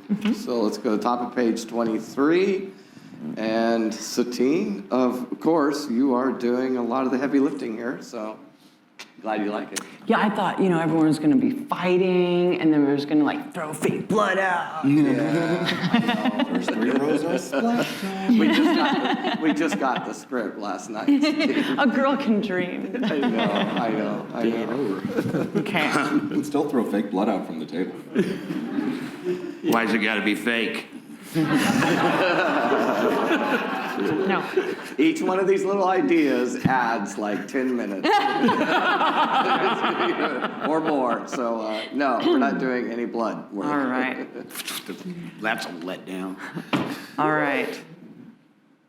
The vampire horde eke out another millisecond of combat time before Domodred crushes the green pearl. A horizontal pulse of intense sunlight envelops the room, reducing every vampire into white-hot ash. Then silence. Silence fills the room, the ash slowly floating to the floor. Basement halls, moments later. Domodred leads the group. Time is running short for him with each step. This way. I can feel him. They pick up the pace, running headlong down passageways, past doors, and into a large subchamber. Candles everywhere. The walls literally sweating in oil. Dominating the center of the room, 2 coffins. The largest, also the oldest, covered in many written dialects, primordial, Sylvan, Draconic, and untold others. The smaller coffin, newly constructed of blue sandstone and covered in fine silver lace. Which one? Domodred approaches the smaller coffin. Baby vampire first, obviously. They brace themselves while Veritas flips off the cover, revealing nothing. Damn. No vampire baby or other. Instead, however, they find a beautiful onyx-handled rapier with inlaid gold. Instead, however, they find a beautiful onyx-handled rapier with inlaid rose designs. Ooh, treasure. I'm not gonna touch it. Do we want to read the action line there? No. No, okay. Yep. Do you want it again? Yeah. Yep. Yeah, go ahead, Sarah. Ooh, treasure. I'm gonna touch it. Yep, you do that. Keisha pulls the fine blade from the scabbard, and thorny vines wrap around her hand, piercing her skin. Ow! Despite the initial pain, Keisha is unable to let go. You know, it's not so bad once you get past the initial insufferable pain. And look, I got me a sword now. More like the sword has you. Blood drips down her wrists and arm. This is better than any damn compass. You just move on to the next shiny object like it's nothing, don't you? No. Other coffin. Okay, cut. Let's go back to, let's add the stupid hat. I skipped the stupid hat. That's Sorry. okay. And you know, we've made such a big deal about the hat. Let's Bring it back to the hat. yeah. Okay, and by the way, just in case anybody's wondering, when Patrick asked me, do you want to do the action text? If you're familiar how scripts are written, oftentimes there's what's called a parenthetical that is in the middle of a piece of dialogue. And often those are, in this setting, we don't need to do unless it really adds something that we have to pause for. Otherwise, I think it's a little awkward to read those. Gotcha. So, okay, Sarah, when you're ready, line 195. 195. This is better than any damn compass or stupid hat. You just move on to the next shiny object like it's nothing, don't you? Yeah. Other coffin. Keisha, oh, sorry. You good? I'm sorry. Okay, let's go ahead and do 190. Go ahead, 197 again. Yeah. Other coffin. Keisha moves to the large coffin. This time, they all brace themselves for battle. Keisha flips the larger coffin open. It's empty. They look at each other, dumbfounded. Then loud, diabolical laughter, but not from the coffins. The sound soon fills the air, emanating from a door. The companions slink their way to the semi-closed entry and peer into an adjoining chamber. Okay, cut. Did you have something? Do you have an idea for me? Yeah. Okay, what would you like? Tell me. Wow. It is the next scene and all. Yeah. And some folks are going to be in that scene unless you wanted me to read this first. Oh, yeah, I see what you mean. I thought it was about something we already recorded. You're right. I really love this. Everyone's doing so good. Doing fabulous. All right, thank you. Okay, yes, we are going to the next scene. This is going to be the last sort of sequence. It's and we have two characters that are coming out. Let's start with Clarissa and Carlton.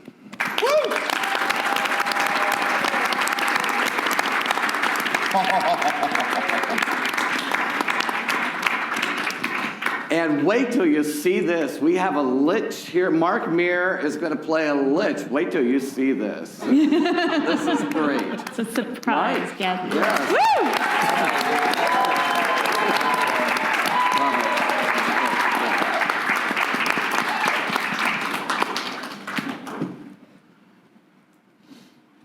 Yeah, so loud diabolical laughter. Loud diabolical laughter.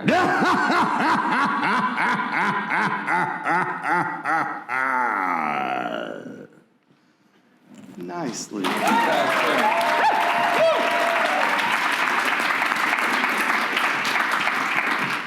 Right. Yeah. So what here? So you'll go ahead and read that, and then I'll cut that in. That'll be perfect. Okay. Yeah, actually. So so Satine, go ahead and read that action text, but you won't do the laughter while she's reading this, and I'll cut it in during editing. Okay.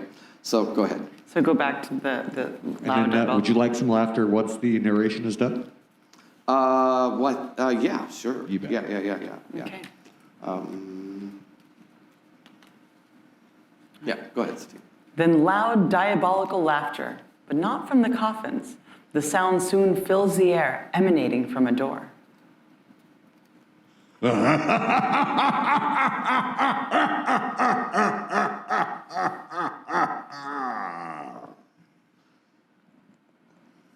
The companions slink their way to the semi-closed entry and peer into an adjoining chamber. Interior banquet hall continuous. A scene of both death and debauchery.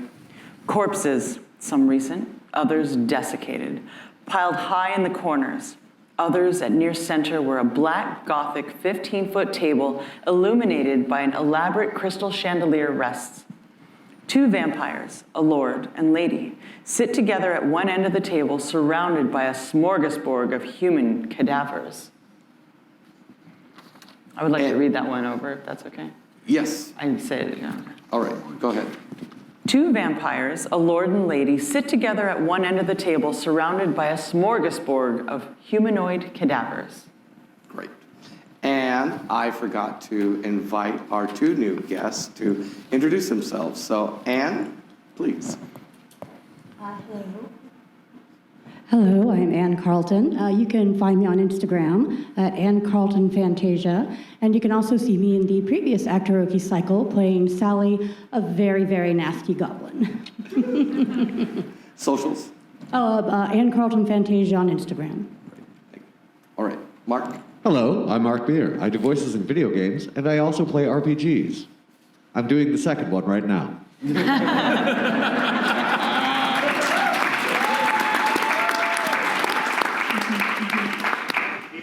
Yes. Yeah, let's swap media. What's our new media going to be? Oil painting. Interpretive dance. I love that Anne is, every time she talks, she's dripping onto the rest of her. I'm worried about the blood. There being Just dripping down. We found your blood. You may not want to hug me. Oh. Or do we? At least the mask will like seal to your face now. That'll be Yeah. great. I'm very sweet. Oh, just curious, what's that made out of? I put together a mix of honey with food coloring, some cocoa powder, and a little bit of hot water, and that's pretty much it. Delicious. Oh my God. It's really good, guys. Tasty as blood. I thought you meant who is that made of? Oh, that's a good question. His name was Jay. Oh no, Stefan Pokorny was my blood donor. Thanks, babes. And that's a fun little thing for Halloween, which is coming up. You know, you can make a dip, right? It's like a honey dip. Oh my God, you can make a blood dip. It's a Blood great dip. idea. You just invented blood dip. It just goes 5 or 10 minutes. Check, please. Is that fine? We'll talk, we'll merchandise. Excited about this now. I need that recipe. All right, we are back. Okay, so we are going to, start with the, All right. we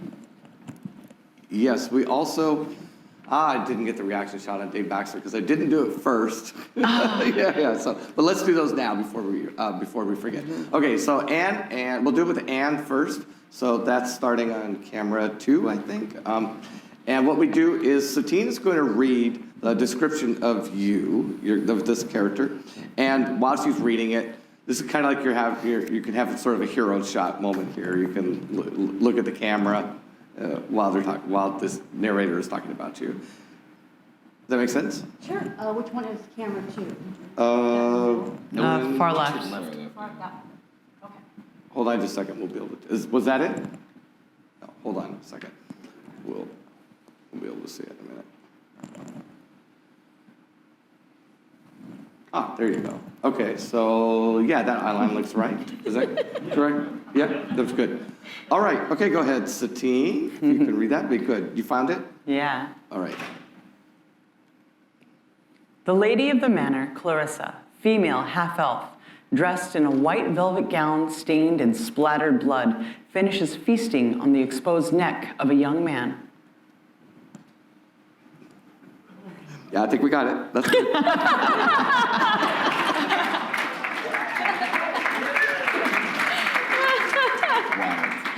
All right, Mark, you have the same opportunity to ham for the camera a little bit while Satine introduces you. So your camera, is he lined up for that?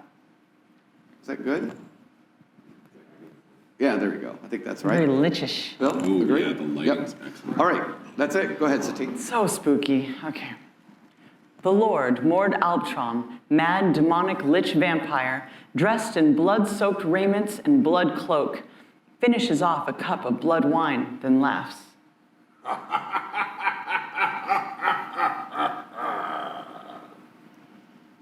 Thank you. So fun.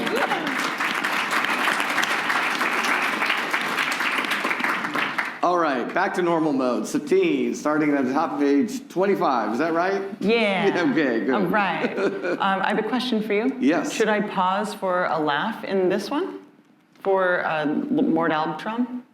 Pause for a laugh. At the end of that sentence, then laughs? I'll be cutting. Yeah, I think you just need a beat, and I'll be on him, and I'll stretch it however much I need to in the edit. So yeah. Correct. Okay. Yeah. An army of servants stand at attention on the periphery. Sorry, periphery. Ready. Periphery ready. Periphery ready to respond. An army of servants stand at attention on the periphery, ready to respond to their master's demands. The Lord Albatro, mad, demonic, lich, vampire, dressed in blood-soaked raiments and black cloak, finishes off a cup of blood wine, then laughs.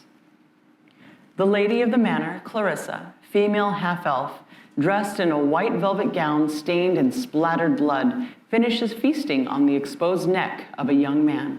She turns, her undead eyes falling upon Tilrek, who sheds a tear. Clarissa! That's my Clarissa! She merely giggles in return, blood dripping from her mouth, then motions to a servant carrying a wine decanter. Fill glasses for our guests. It's empty, mistress. Oh, then we should fill it, shouldn't we? Yes, mistress. She stands and shoves a corpse off the table, then pats the now vacant spot and motioning at the servant. The servant climbs onto the table, slipping in blood, and lies down. Clarissa turns to Tilrek. Oh, would you like to do the honors? No. Okay. She slits his throat with her index finger, putting the decanter to his neck. Right now is a very good year. Give me a head, my dear. Clarissa tears off a hand and the servant screams.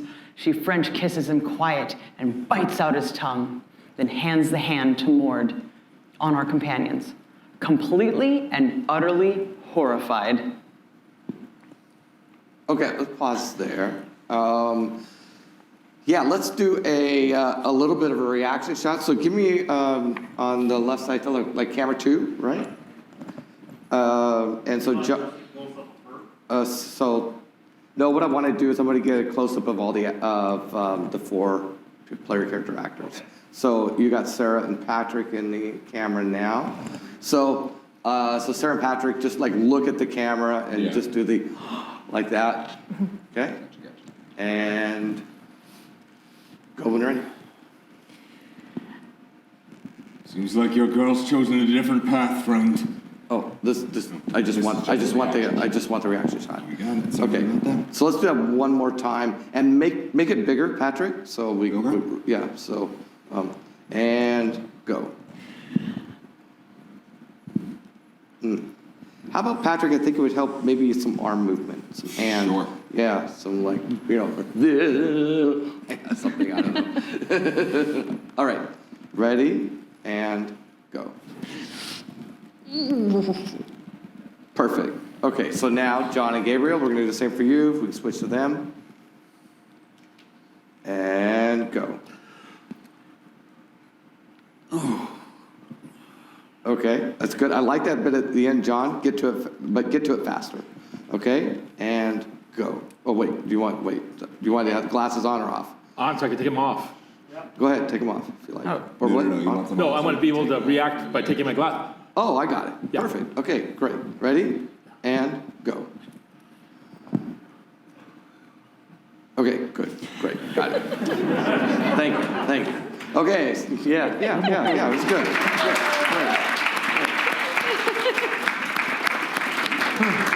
So so what happens is during the edit, I can be doing Satine's dialogue, and then I just cut to that while she's talking, and it all works. It's wonderful. It'll be so good.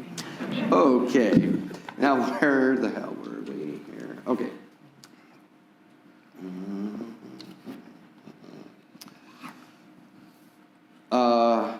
I think the action. Let's start with the action text on top of page 206. All right. The completely and utterly horrified, right? That or at the top? At the top. Let's see. Okay. I think this is right. You got it. Yeah, start there. Clarissa tears off a hand and the servant screams. She French kisses him quiet and bites out his tongue, then hands the hand to Mord. On our companions, completely and utterly horrified. Seems like your girl's chosen a different path than you, my friend. She's been forced, surely. I think she's gone us to the land of the Deadites. All in, know what I mean? We can save her, can't we? I mean, we're saving you.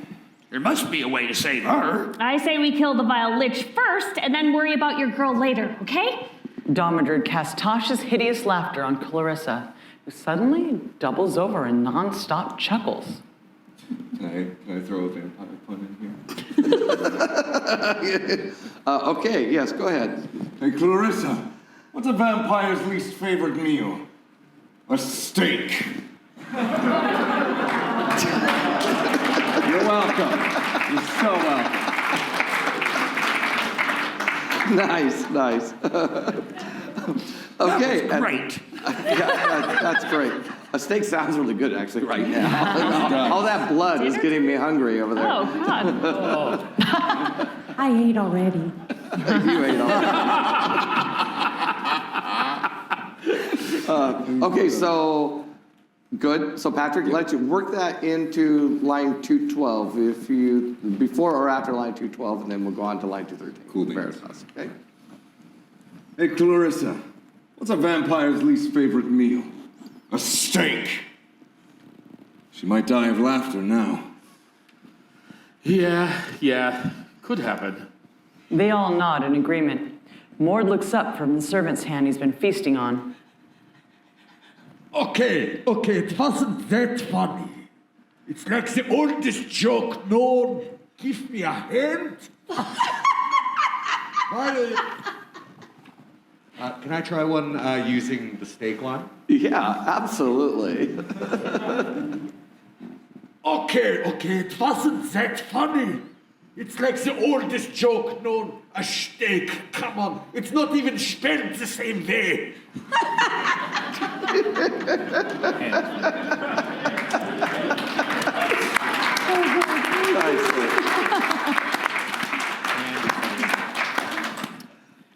She topples over, writhing on the ground amongst the corpses, overcome by an extreme case of the cackles, chortles, and chuckles. Just then, Mord stands and gets sideswiped in the face by a boomerang, and Veritas pushes his glowing radiance blade through the vampire's back and out his chest. What's this? A scratch? Oh, no, more than a scratch. He sees our hero's attack. Fools! You attempt to take the life of one who does not live. Keisha inflicts damage with her new rapier. Her life force is renewed, but Mord retaliates. Blight! Yes, glorious blight! Necromantic energy quickly washes over Keisha. Mord laughs at her demise and turns his gaze upon Veritas. You are most talented, Dragonborn. Perhaps I will keep you with me forever. Would you like that? After the 7th time I stabbed you in the back, what do you think? Keisha pokes her head around Mord. No, you have to tell him no. Veritas didn't and soon falls under Mord's charm. No! Destroy your friends, your former friends, past, present, those those who look at you funny, give you suspect, give you the stink eye behind your back, go to the town. Domodred casts dissonant whispers at Mord. Did you want a particular melody for this, or can I just kind of...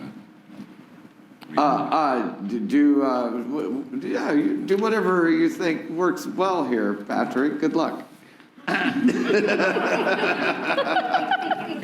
mean, I don't want to send you in a new direction right here on this thing here.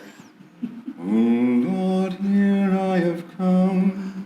I have slain your apprentice, and you shall follow suit.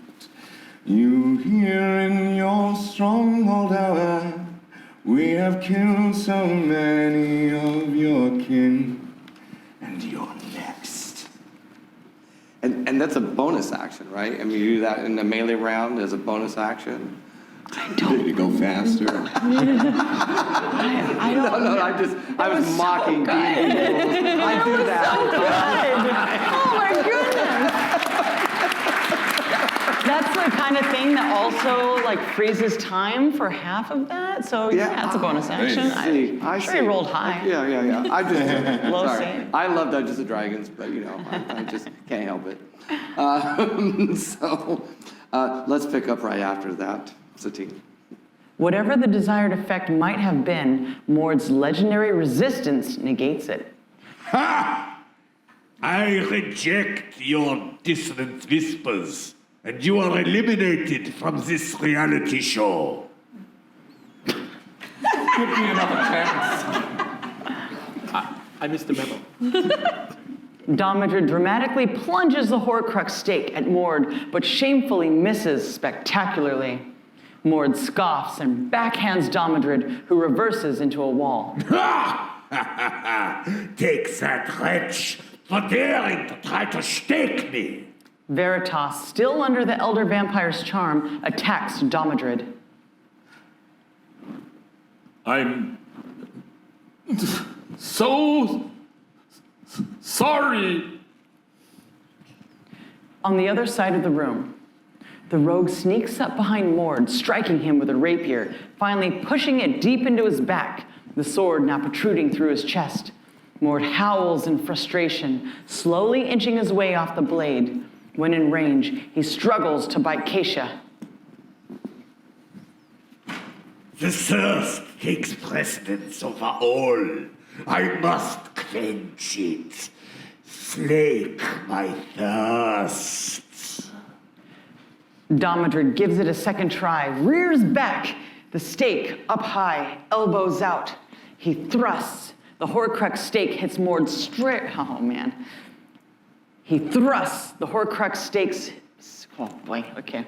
The Horcrux stake hits Mord square in the chest. He thrusts. The Horcrux stake hits Mord square in the chest. Domodred follows up the strike with a suggestion. Mord, bring it in for a hug, so we can really just get it in there. I'm staked anyway. I might as well get a hug out of this. Mord bear hugs Domodred. It's nice, gentle, but he just can't resist the blood on the pirate captain's face. I'm going to say that one more time. Mord bear hugs Domodred. It's nice, gentle, but he just can't resist the blood on the pirate captain's face. Mord licks it clean. More distracted, Veritas is able to shake off the charm. Following Magpie's instructions, Domodred continues to press the stake. This will not kill you. Your soul will be trapped and preserved. One day, I will release you. A beautiful tale of redemption. On Tilric and Clarissa. He now has her tied up, and yes, he now has her tied up, and yet he's hugging her. Why do you ask? Because he loves her. And even if your woman's a vampire, nothing can stop true love. And those who want to love, the power of love, the power of. But even after that wordy explanation of the sarcasm of love, even confined, she's ravenously attempting to bite Tilrek. I'm sorry. On Domodrid and Mord. She seemed to be into it. I don't really know. It clearly isn't working out for you. Maybe we can try a different course of action. Mord realizes there's no possibility of escape. Oh, no, let me ask. In this steak I will be trapped in, is it like the inside of a genie's bottle? Do I get a cushy little apartment, giant pillows and such? Well, Magpie didn't exactly rate the accommodations. I don't know what the mortgage is gonna be like, but how about, before you retire, we take my curse off the table? Yes? You get your cut on the rent. Well, okay, because it's you.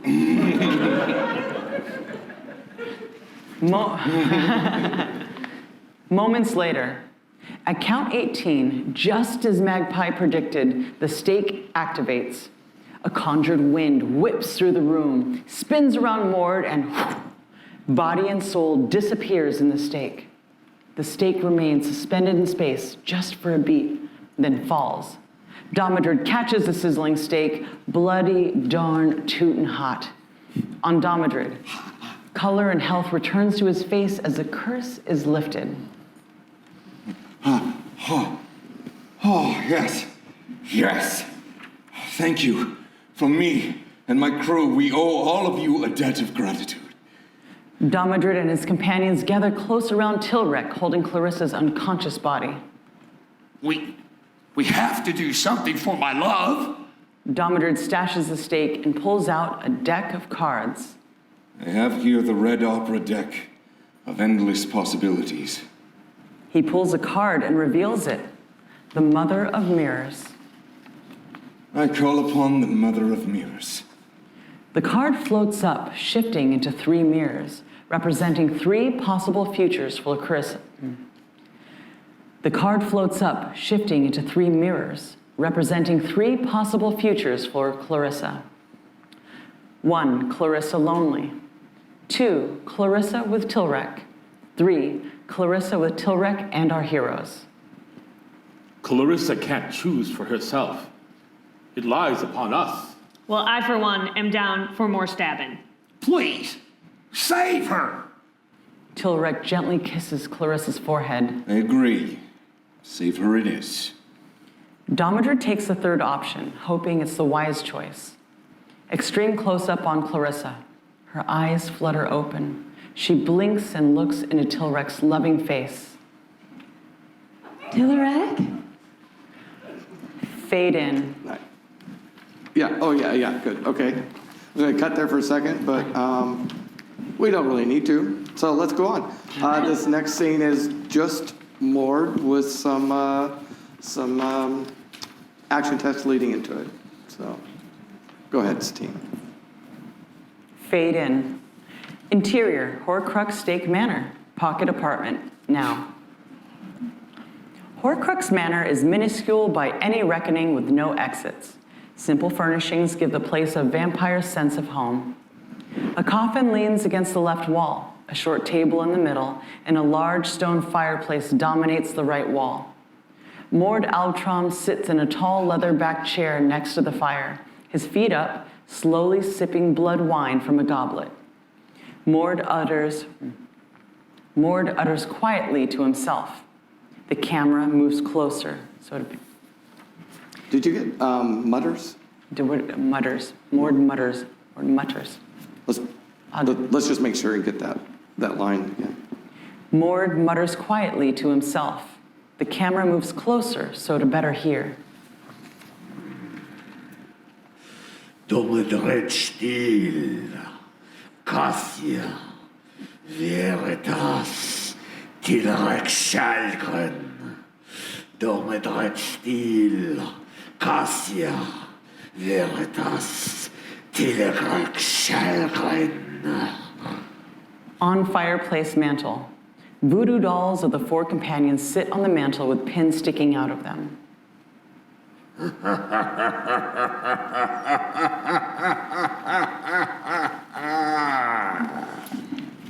fade out.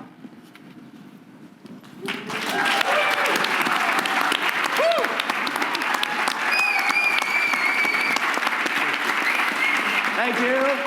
Hey,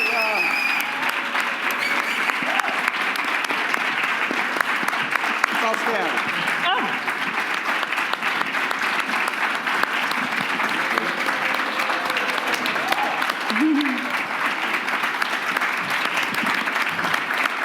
All right, thank you very much. One more.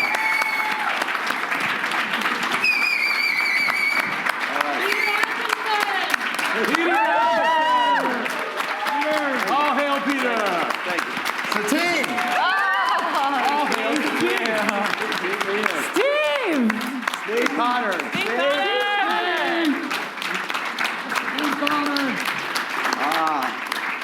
And Tanel Lovett, I mentioned, just ran up and gave me some artwork. She's already in the process. Thank you, Tanel! Thank you, Tanel.